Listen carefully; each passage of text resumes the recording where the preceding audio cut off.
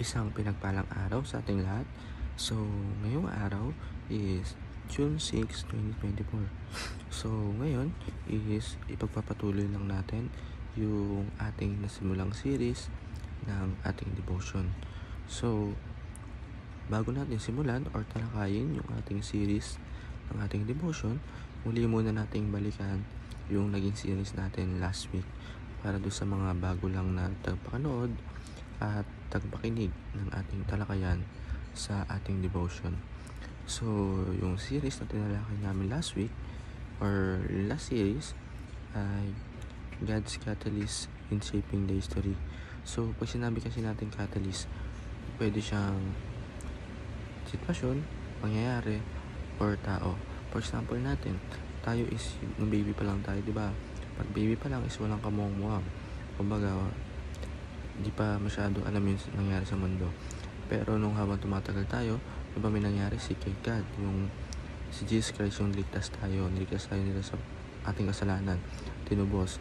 Nung nalaman natin kwento na yun, nabasa na sa Bible, nag-iba yung ugali natin, nag-iba yung pakikitungo natin, yung mga iniisip natin. So, yung series na tatalakay natin yung araw ay God's Guidance in Decision Making. So, kailangan kapag nagde-decide tayo or may ginagawa tayo sa mundong ito is lagi tayong humihingi kay God ng kanyang guidance para maging 100% na maganda or may pakitunungan yung ating gagawin. So, ayun, God's guidance in decision making. So, kailangan mag-pray tayo, fasting, para tama yung mangyayari, yung magiging decision natin sa iniisip natin sa mundong ito. Kailangan ng guidance ni God lagi. So, ayun po para sa araw na to. Yung Bible verse na tatalakay natin yung araw ay Psalm chapter 119 verse 133. So, sabi dito, direct my footstep according to word, let no sin rule over me. So, sa Tagalog, patnubayan niyo ako sa pamamagitan ng inyong mga salita at huwag niyong hayaan ng pagarian ako ng kasamaan.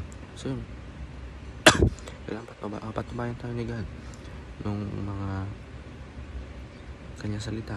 Basta aralin natin to, and hindi niya tayo pabayaan ng tayo lang, sasamahan niya tayo saan man tayo pumunta.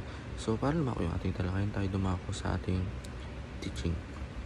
Sa ating teaching, Bible readers are biblically wise. So, sabi niya, sa pamamagitan ng kanyang salita is maliligtas tayo, hindi tayo pabayaan.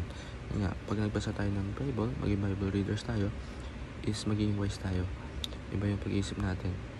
So, number 2, lack of wisdom is self-destruction. So, yung mga tao na lack of wisdom is yung pala yung malapit sa kanyang sariling pagkasira. Pero pag nakikat siya, is hindi siya mapumunta dun. So, sa number 3, God guides us through His Word. So, di ba nga, sabi ko nga, simula nung tumatanda tayo, nababasa tayo ng Biblia, nung natuto tayo nun, is talagang ginamit niya tayo ng guidance. Natututo tayo sa mga dapat natin gawin.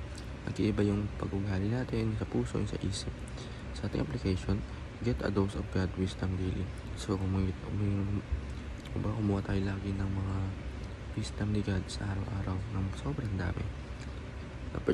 Number 2, flee from the control of sin of temptation. And sa last, secure our step through God's Word. So, yung lahat ng patutungan natin, secure na natin to. Tama natin kung ano ba yung sa according ni God's will. So, lagi natin itong isa ng alang-alang. So, ayun lang po para sa araw na to. Naway may natulang tayo sa pakinig at panood. And God bless all.